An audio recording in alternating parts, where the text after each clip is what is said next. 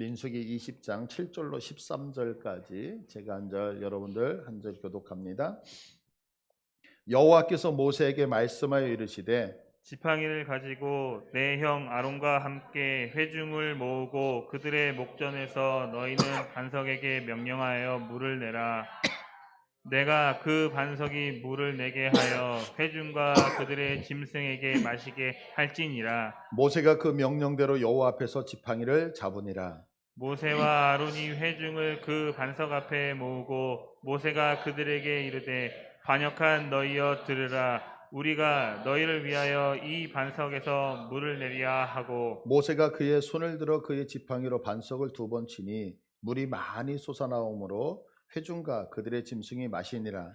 여호와께서 모세와 아론에게 이르시되 너희가 나를 믿지 아니하고 이스라엘 자손의 목전에서 내 거룩함을 나타내지 아니한 고로 너희는 이 회중과 내가 인도하여 드리지 못하리라 하시니라. 이스라엘 자손이 여호와와 다투었으므로 이를 무리바 무리라 하니라. 여호와께서 그들 중에서 그 거룩함을 나타내셨더라. 아멘. 성경에 등장하는 인물들을 보면은요, 성공한 사람처럼 보이는 분이 있어요. 그런데 결과론적으로는 실패를 한 사람이 있는 반면에 또 마치 이렇게 우리가 봤으면 실패한 것 같거든요. 그런데 나중에 보면은 성공한 사람의 모습을 성경은 기록을 하고 있죠. 그 대표적인 사람이 누구냐면 솔로몬. 여러분들 솔로몬 잘 아시죠? 아마 솔로몬은 우리 예수 믿는 사람뿐만이 아니라 예수님을 모르는 사람들도 지혜 그러면 솔로몬이 딱 떠오를 거예요. 그래서 뭐 학원 이름이 뭐 솔로몬 학원 뭐 이런 식으로 많이 있잖아요. 근데 우리가 생각할 때 솔로몬은 마치 성공한 사람처럼 느껴지잖아요. 그러나 사실은 성경은 솔로몬이 실패한 사람이라고 기록을 하고 있거든요. 한번 우리가 확인을 해볼게요. 열왕기상 11장을 한번 보실게요. 열왕기상 11장 9절을 보시면 솔로몬이 마음을 돌려 이스라엘의 하나님 여호와를 떠남으로 솔로몬이 마음이 바뀌었어요. 그래서 하나님을 거부했다라고 성경은 기록하죠. 10절에 보면 이 일에 대하여 명령하사 다른 신을 따르지 말라 하셨으나 그가 여호와의 명령을 지키지 아니하였으므로. 그래서 어떤 결과가 있느냐면 11절에 여호와께서 솔로몬에게 말씀하시되 내게 이러한 일이 있었고 또 내가 내 언약과 내가 내게 명령한 법들을 지키지 아니하였으니 내가 반드시 이 나라를 내게서 빼앗아 하나님이 이스라엘 백성 그 나라 만드셨잖아요. 그 나라를 빼앗아 내 신하에게 주리라 라고 말하고 있어요. 그래서 우리가 잘 알다시피 북쪽 이스라엘은 여로보암이라고 하는 사람이 나중에 신하가 받게 되어지죠. 이렇게 솔로몬은 우리가 성공한 것처럼 많은 사람들이 회자가 되기 때문에 이 사람은 참 성공했다라고 생각했지만 성경은 솔로몬이 실패했다라고 분명히 기록을 하고 있다는 거죠. 반면에 어떤 사람은 실패한 것 같아요. 그런데 성경은 그 사람을 높게 평가하는 경우가 있어요. 그 대표적인 분이 누구냐면 예수님이거든요. 예수님에 대해서 성경은 이렇게 기록하고 있어요. 요한복음 16장 8절을 보시면요. 그러나 내가 너에게 실상을 말하니 내가 떠나가는 것이 너에게 유익하다. 예수님이 승천하셔요. 내가 떠나가지 아니하면 보혜사가 너에게로 오시지 아니할 것이요 가면 내가 그를 너희에게로 보내리니. 그러니까 예수님이 떠나면 우리에게 누가 오셔요? 보혜사 성령님이 오신다는 거예요. 근데 성령님이 오셨을 때 8절에 그가 와서 성령님이 오셔서 죄에 대하여 의에 대하여 심판에 대하여 세상을 책망하리라. 그러면서 9절에 죄에 대하여 함은 그들이 나를 믿지 아니하며 의에 대하여라 함은 내가 아버지께 가니 너희가 나를 다시 보지 못하며 심판에 대하여라 함은 이 세상 임금이 심판을 받았습니다. 이게 무슨 얘기예요? 예수님이 승천하시고 나면 성령님이 오셔요. 근데 성령님이 오셔서 이 땅에 대해서 책망하시겠다는 거. 뭐에 대해서 책망하시냐면 죄에 대해서, 의에 대해서, 심판에 대해서. 이게 무슨 말이냐면 보세요. 지금 예수님이 어떻게 돌아가셨어요? 십자가에서 못 박혀 돌아가셨잖아요. 근데 예수님이 십자가에서 못 박혀 돌아가셨을 때 왜 돌아가셨어요? 유대인들이 생각하는 거예요. 예수님이 이 땅에 오셔서 나 메시아야. 나 하나님의 아들이야. 그러니까 유대인들이 뭐라 그러면 저 예수 참 참남하다. 너 죄 많아. 죄가 있어서 십자가에 못 박아 죽으신 거거든요. 그런데 성령님이 오셔서 하는 얘기가 뭐냐면 예수님이 죄가 있다 없다. 예수님이 죄가 없다고 얘기를 해요. 그러면 예수님을 향해서 네가 죄가 있으니까 넌 죽어야 되라고 죽였는데 성령님이 오셔서 죄가 없는 걸 밝히니까 예수님에게 죄를 뒤집어 썼던 유대인들이 도리어 너희가 죄인이 된다는 얘기예요. 의에 대해서라는 얘기가 뭐냐면 지금 예수님을 죽였던 이유가 뭐냐면 야 하나님은 의로우신 분인데 네가 하나님이라고 얘기해? 너 참 불의하구나. 불의하기 때문에 예수를 죽인 거예요. 그런데 성령님이 오셔서 하는 얘기가 뭐냐면 불의해서 죽었다는 그 예수님이 진짜는 의롭다고 얘기를 하시니까 그 예수를 판단했던 유대인들이 도리어 불의하다는 거죠. 또한 성령님이 오셔서 그들이 왜 예수님을 죽였느냐면 너는 죄가 있고 넌 불의하니까 넌 심판받아야 돼 라고 얘기를 했다고요. 근데 예수님이 오셔서 죄가 없고 그분이 더 의로우셨고 심판을 받지 않으셔야 되는 거예요. 그러면 심판했던 내가 도리어 뭐를 당해야 되는 거예요? 심판을 당해야 되는 거잖아요.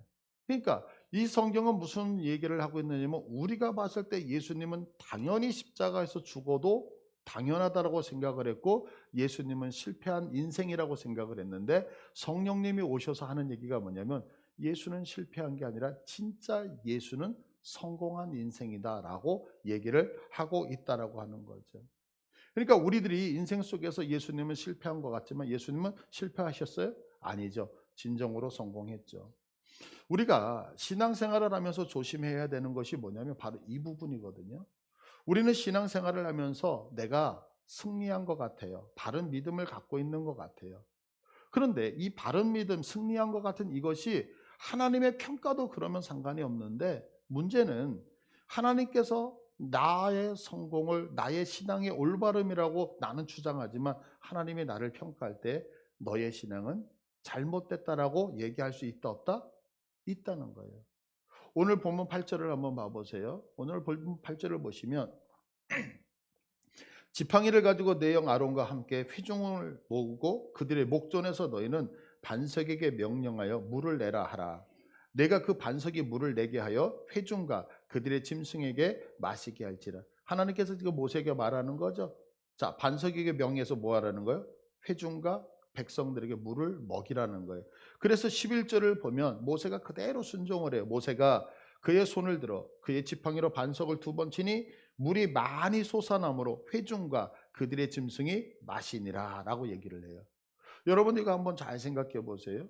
오늘 본문이 시작되는 20장을 보면 이스라엘 백성들이 지금 광야에 머물러 있는데요. 물이 없는 거예요.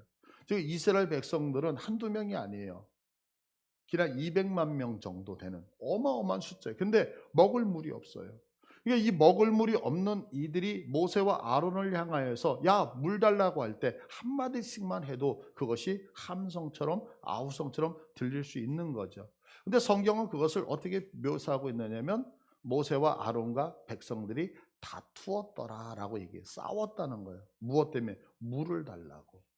그래서 이스라엘 백성들이 지금 물을 먹게 됐다는 거예요. 자, 그러면 여러분, 내가 너무너무 갈증이 타는데 갑자기 반석에서 물이 나와가지고 온 200만 명이나 되는 수많은 사람이 그 물을 먹었을 때에 그들의 감격이 얼마나 대단했겠어요. 마치 이런 거죠. 지난 광야에서 아이들이 지쳐 있는데 워터파크에 간 거예요. 수영장에 갔을 때 애들이 막 기뻐가지고 와 물이다 그러면서 그 물속에 들어갔을 거 아니에요. 그러면 여러분 반석에서 물이 났을 때 졸졸졸졸 이렇게 어떤 그 옹달샘에서 물 나오듯이 그래서 200만 명이 먹을 수 있나요? 그렇지 않죠. 순간적으로 아마 그 강둑이 무너지고 어마어마한 물이 흘러갔을 거라고요. 그러니까 이 광야에 물샘이 터지고 강이 생기고 바다처럼 그런 것들이 생겼을 때 모든 백성들이 얼마나 열광을 했겠느냐라고 하는 거죠. 그런데 이렇게 열광해서 우리가 봤을 때 모세가 성공한 것 같잖아요. 야, 모세 정말 대단해. 우리의 이 모든 해가를 한꺼번에 한 방에 다 해결해 주네. 참 위대한 종이다. 이렇게 평가를 할지 모르지만 성경은 모세를 어떻게 평가하고 있느냐면 자 보세요. 12절을 봐보세요. 다 같이 읽습니다. 12절.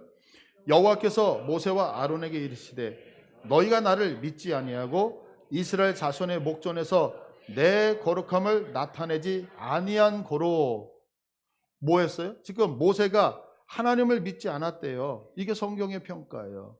이스라엘 자손 목전에서 내 거룩함, 하나님의 거룩함을 모세가 드러내지 않았대요. 그래서 성경이 모세에게 한 가지 심판을 하신다는 거예요.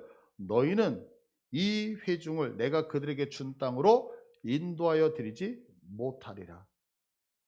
어디를 가지 못해요? 가나안 땅에 들어가지 못한다고 성경은 분명하게 얘기를 하고 있어요. 그래서 이 결과를 성경은 기록하고 있거든요. 아론이 가나안 땅에 들어가느냐? 못 들어가요.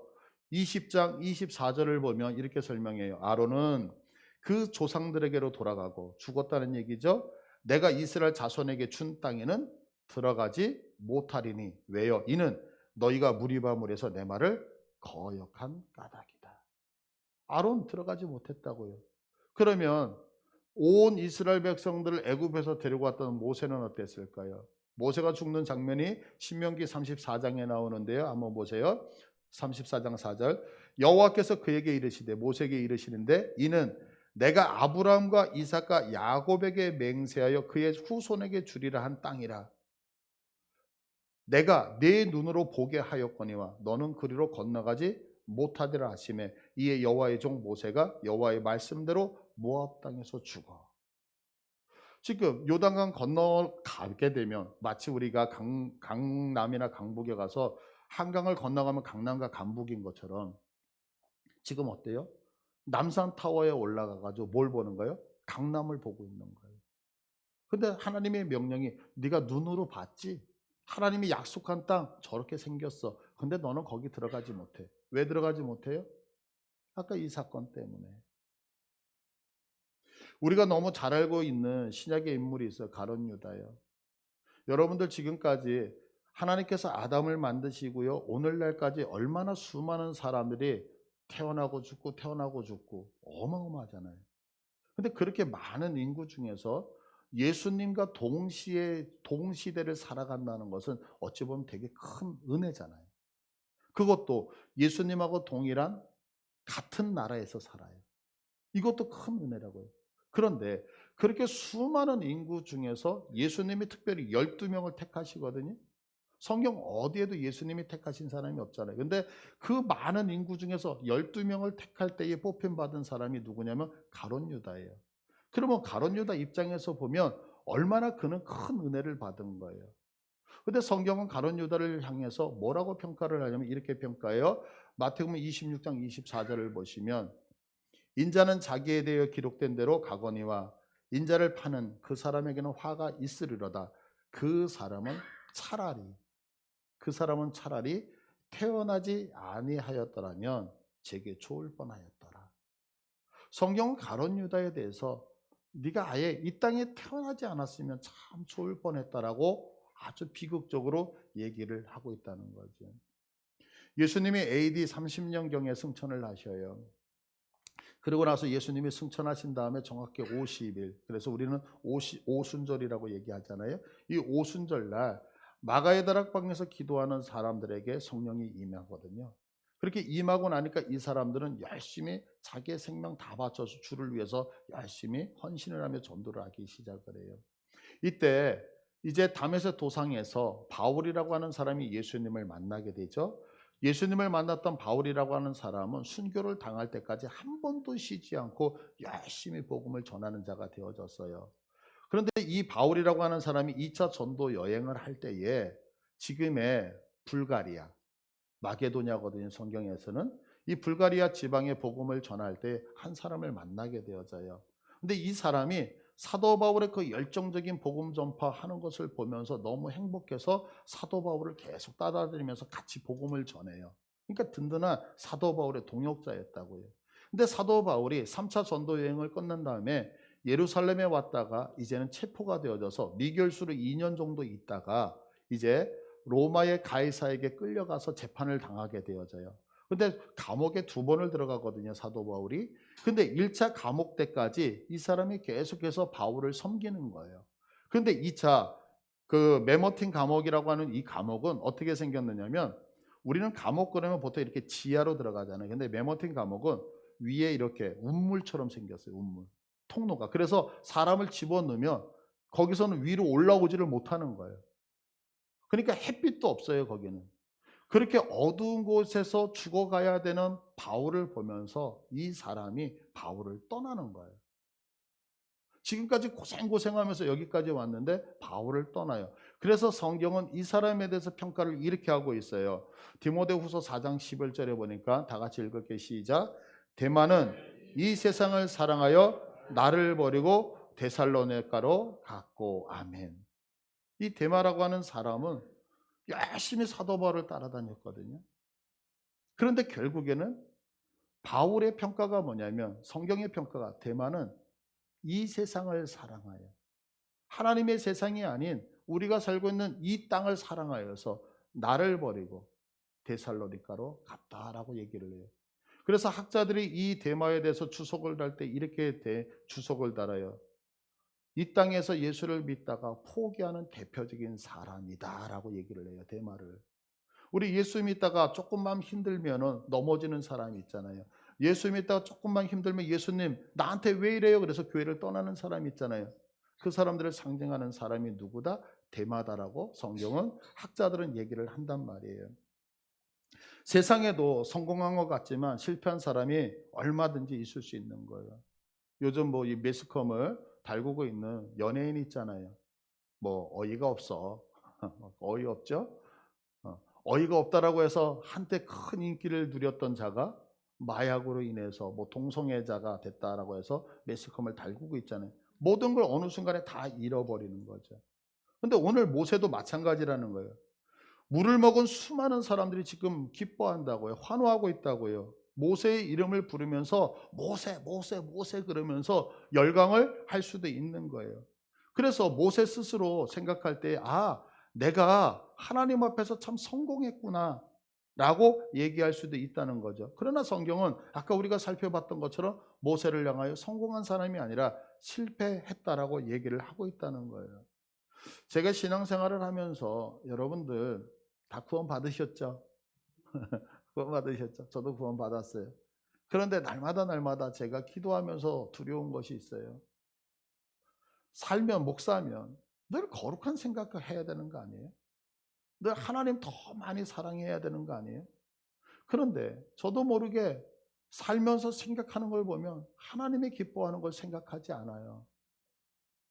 제가 살면서 뭔가가 머릿속에서 나도 모르게 딱 떠오르는 걸 보면 다 세상적인 것이고 하나님이 싫어하는 것들인 것 같은 거예요. 그때마다 제 자신을 치면서, 하나님, 나는 목사인데요. 내가 왜 이래야 되죠? 너무너무 사실 그게 괴롭거든요.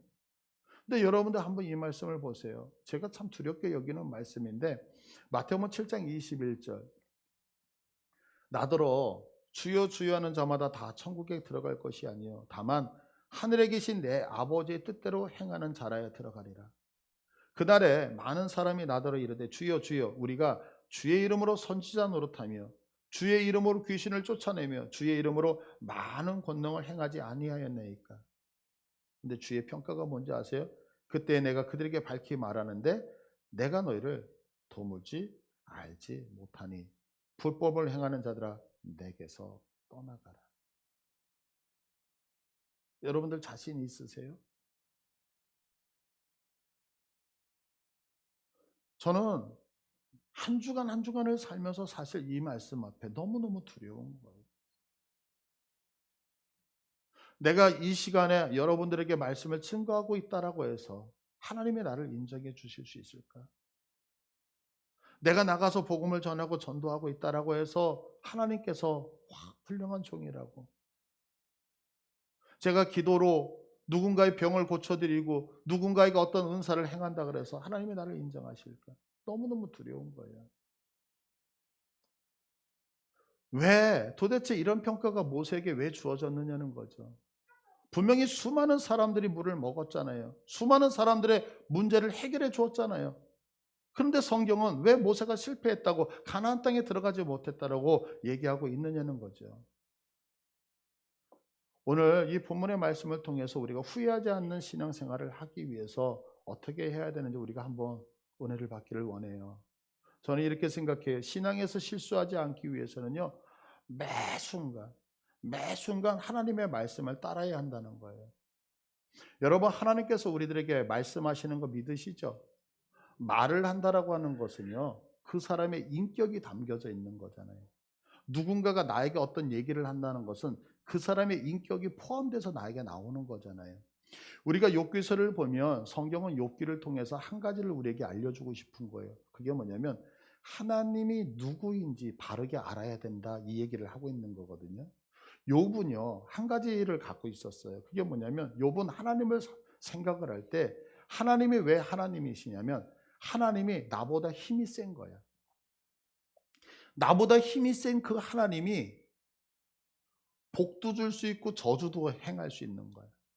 그런데 이 욥이 생각할 때 그 하나님은 어떤 하나님이냐면 당신이 기분이 좋으면 복을 주고 당신이 기분이 상하면 우리에게 저주를 준다고 생각을 했어요. 그래서 욥은 날마다 하나님 앞에 예배를 드린다고요. 근데 그 예배가 뭐냐면 하나님의 마음을 기쁘게 해서 하나님이 내게 해코지는 하지 마세요, 이거였거든요. 근데 여러분들 욥기 1장 2장 계속 가시다 보면 자녀들이 다 죽어요. 아내가 떠나요. 그의 몸에 병이 들어요. 그랬을 때 욥이 하나님 앞에 고백하는 소리가 나와요. 그 고백이 어디에 나오냐면 욥기서 3장 25절인데 보세요. 다 같이 읽을게요. 시작. 내가 두려워하는 그것이 내게 임하고 내가 무서워하는 그것이 내 몸에 미쳤구나. 두려웠던 거예요. 하나님이 나를 함부로 생각해서 내가 하나님의 기분을 상하게 해서 하나님이 내게 저주를 하면 나는 어떻게 할까? 하나님이 그 힘을 가지고 나한테 안 좋은 재앙을 내리면 어떻게 할까? 그런데 어떻게 됐어요? 내가 두려워했던 그것이 현실로 다가왔다는 거예요. 그 재앙이 내 몸에 미쳤다는 거예요. 그래서 욥이 하는 고백이 뭐냐면 내가 이 땅에 태어나지 아니했으면 좋을 뻔했었다라고 고백을 한다고요.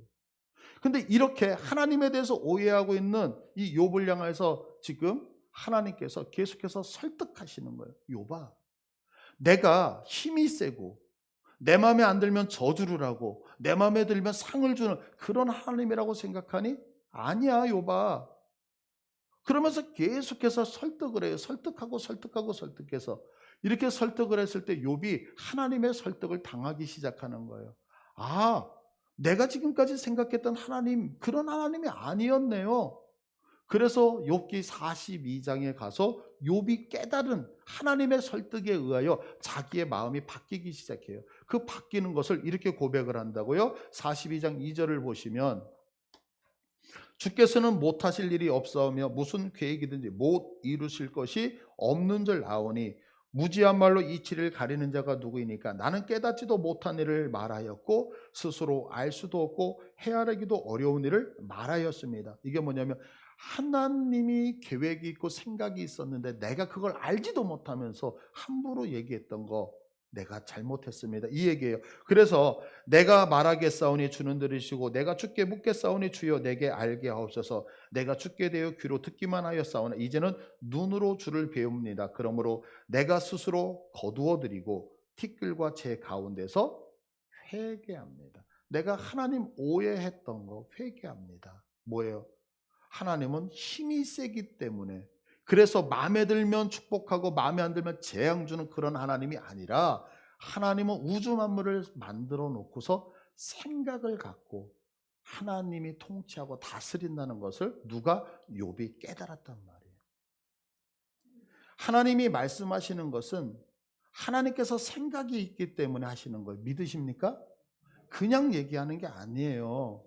이 성경에 어떤 말씀이 기록되어져 있을 때 이 말씀이 정말 하나님의 말씀인 것을 믿으신다면 하나님이 왜 이 말씀을 하셨을까라고 하는 것을 우리가 깨달아야 되겠죠. 그죠? 어떤 이유가 있었을 거예요. 그런데 오늘 한번 8절을 봐보세요. 8절을 보시면 지팡이를 가지고 내 형 아론과 함께 회중을 모으고 그들의 목전에서 너는 반석에게 명령하여 물을 내라 그래요. 반석에게 명령하여 물을 내라. 자, 반석에게 명령하여 물을 내라라고 하는 것은 이유가 있어서 얘기하셨을 거 아니에요. 그런데 오늘 성경 11절을 봐보세요. 11절을 보시면 모세가 그의 손을 들어 그의 지팡이로 반석을 2번 치니 그래요. 아이 목사님, 반석을 명하던 반석을 2번 치던 3번 치던 아이 물만 먹으면 되죠. 그게 뭐 그렇게 중요해? 아니 너무너무 중요한 거예요, 여러분. 왜? 하나님이 이유가 있어서 그 말씀을 하셨다니까요. 구약은 신약의 모형인 거 믿으시죠? 구약에 있는 어떤 사건은 그림자거든요. 신약에 원형이 있단 말이에요.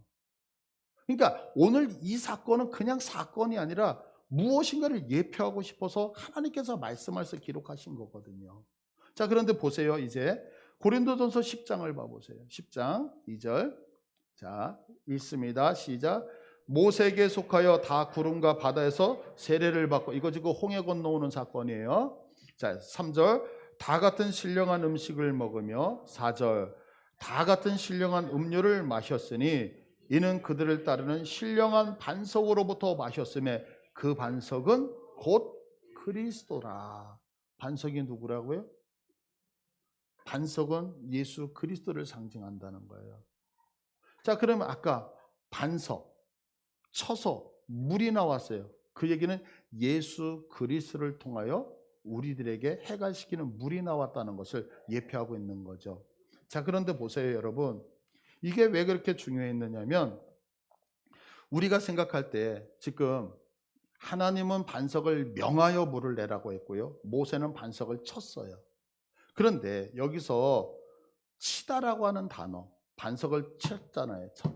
이 치다라고 하는 단어가 뭐냐면 니카라고 하는 단어, 니카. 니카라고 하는 단어가 뭐냐면 죽이다라고 하는 뜻이에요. 니카가 무슨 뜻이라고요? 죽이다. 그러니까 하나님이 지금 반석을 명하여 물을 내라라고 하는 이유는 뭐냐면 이미 예수님이 죽으셨기 때문에. 그럼 예수님이 어디서 죽으셨느냐면 출애굽기 17장으로 가보세요. 출애굽기 17장 1절을 보면 이게 동일한 사건이 아니에요. 전혀 틀린 사건이에요. 17장 1절을 보시면 이스라엘 자손의 온 회중이 여호와의 명령대로 신광야에 떠나 그 노정대로 행하여 르비딤의 장막을 척세나 백성이 마실 물이 없는지라. 그래서 백성이 모세와 다투어 이르되 우리에게 물을 주어 마시게 하라. 아까 20장의 내용하고 비슷하죠? 자, 그래서 4절로 가보세요.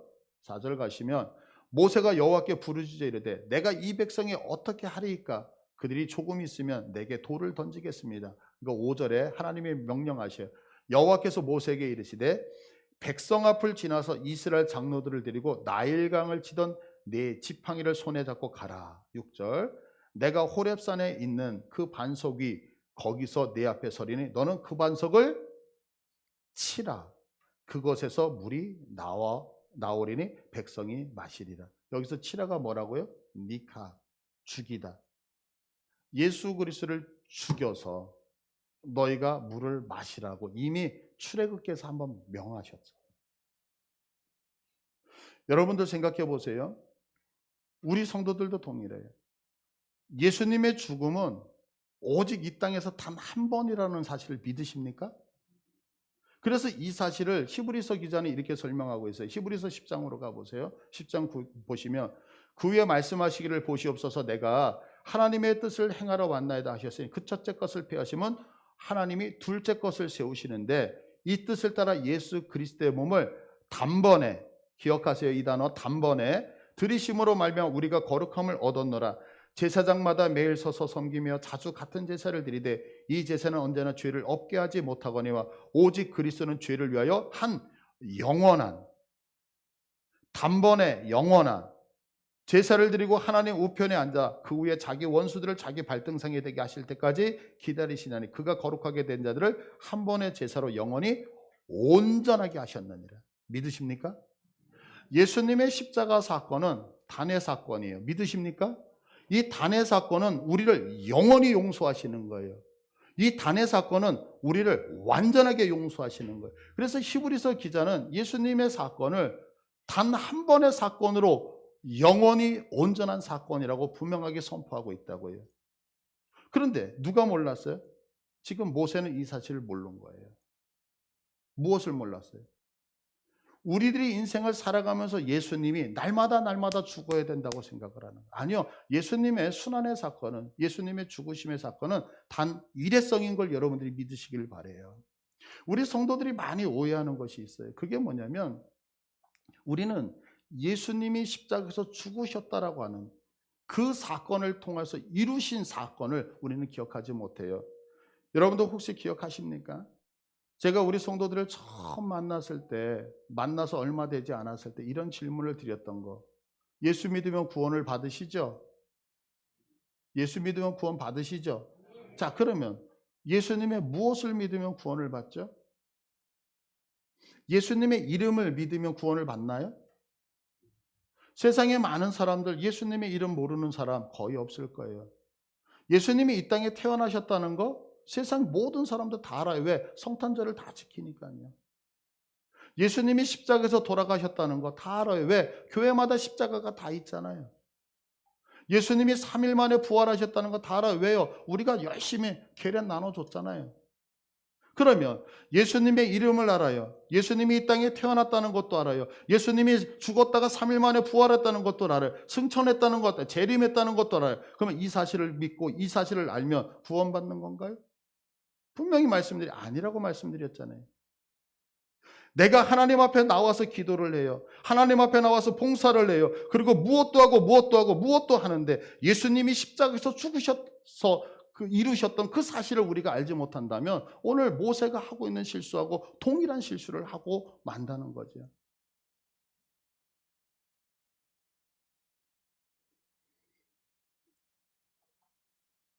수많은 사람들이 나로 인해서 물을 마셔요. 기뻐할 수 있어요. 그래서 사람들이 기뻐하기 때문에 나는 신앙에 성공한 사람이라고, 성공한 목회자라고 얘기할 수 있을 거라고요. 그러나 성경의 평가는 내가 너를 도무지 알지 못한다라고 평가할 수 있다라고 하는 거죠. 그러니 모세가 왜 실패했죠? 한 가지였어요. 신앙생활을 경험을 따라 했기 때문에, 경험을 따라서. 내가 과거에 물을 낸 적이 있었거든요. 그래서 오늘 하나님께서 내게 물을 명하여 예수 그리스도의 죽음이 있었기 때문에 이제는 예수 그리스도의 죽음의 부활의 사건을 통하여 세상을 향하여 명령하며 살라라고 하는 그 명령을 잊어버리고 경험에 의해서 물을 냈던 옛날 것을 기억하면서 신앙생활에서 무서운 것이 바로 이건 것 같아요. 분명히 전통 중요한 거예요. 유전 중요한 거예요. 관습 중요한 거예요. 그래서 교회가 연수가 올라갈 때는 교회에 나이가 있다라고 하는 것은 위에 분들, 우리의 선배들이 만들어 놓은 교회 전통이 있기 때문에 그 전통을 따라가기 때문에 교회가 든든히 서가는 거 중요한 거예요. 그러나 중요한 거, 그것이 전부는 아니에요. 이스라엘 백성들을 여러분들 잘 봐보세요. 장로님들의 유전이 있었어요. 전통이 있었어요. 그 유전과 전통이 유대인이라고 하는 그들 선민 사상을 만들어서 하나님 앞에 거룩한 백성으로 구별하였는지는 모르지만 그 전통이 그 유전이 예수 그리스도를 십자가에서 못 박아 죽였다는 사건이에요. 우리가 신앙생활을 할 때 조심해야 되는 것은 뭐냐면 날마다 새롭게 말씀하시는 하나님의 음성 앞에 우리가 반응하지 아니하면 잘못되면 나는 믿음으로 행하고 있다고 생각하는데 나는 하나님을 사랑하면서 행하고 있다고 하는데 나는 성공했다고 생각하는데 주님은 우리를 향하여 아니다라고 평가할 수 있다는 거죠. 신앙은요 여러분 그래서 철저하게 말씀 안으로 들어오는 거예요. 신앙은 철저하게 예수 그리스도의 십자가 사건을 여러분의 은혜의 배식 안에 깔아놓고 시작을 하는 거예요. 내가 기도하는 것도 전통을 따라 기도하는 게 아니에요. 예수님이 나를 위해서 돌아가셨던 그 사건, 십자가의 사건을 기반으로 하여 그분의 은혜에 감격하여 기도하는 것이 기도요. 예배도 동일해요. 날마다 드리는 예배이기 때문에 전통을 따라 예배 드리는 것이 아니라 나를 구원하신 예수 그리스도의 십자가의 사건을 기본으로 하여서 주님 앞에 예배 드리지 아니하면 그 예배가 내 성전을 제발 닫아두면 안 되겠느냐라고 하는 주님의 울부짖음으로 바뀐단 말이에요. 여러분들 모세가 얼마나 우리보다 대단했던 분이에요. 근데 모세가 40년 동안 백성들을 끌고 그들을 끌고 오면서 얼마나 애썼어요. 얼마나 수고했고 얼마나 말씀으로 가르쳤어요. 그런데 하나님의 평가는 네가 요단강에 가지는 못한다는 거예요. 가나안 땅에 들어가지 못한. 여러분 이것이 얼마나 속상해요. 왜요? 왜 실패했습니까? 말씀 따라가지 않았기 때문에. 우리 사랑하는 성도님들에게 제가 부탁합니다. 여러분 지금까지 믿음의 생활 잘 해오셨어요. 너무너무 잘해주셔서 너무너무 감사해요. 그러나 그 믿음 더 주님 앞에 인정받고 마지막까지 승리가 되기 위해서는 지금까지 해왔던 그 전통, 해왔던 경험이 아니라 오늘 말씀하시는 하나님의 말씀 앞에 다시 한번 겸손하게 엎드려서 여러분이 날마다 하나님의 말씀을 따라가겠다라고 하는 겸손한 마음으로 섬기시기를 바라요. 그래야지만 실패가 없는 거예요. 그렇게 하실 수 있죠? 우리 이 시간에 한번 기도할게요, 여러분.